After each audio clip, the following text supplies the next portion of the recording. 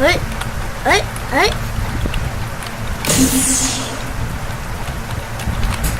มายิงเราตัวเองอีก อเมริก็โดนไม่มีใครเลือก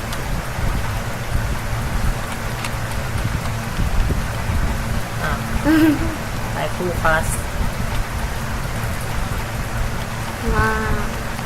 เนี่ยบางอันก็เดินได้ เฮ้ย เนี่ย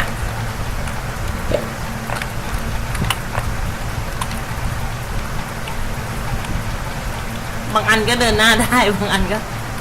เริ่มงงแล้ว เอามีมาดิ บางทีมันก็เดินได้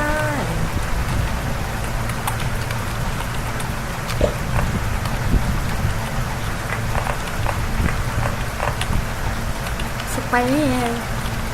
หลบกระสุนก่อน เดี๋ยวพอละมาตัดผมเลย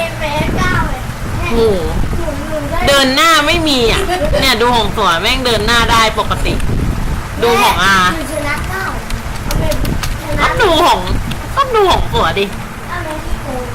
ของสวยขี้โกง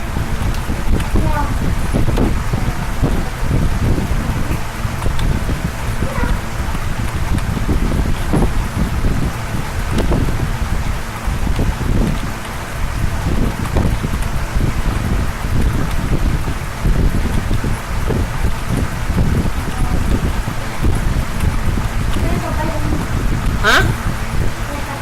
ไปตัดผม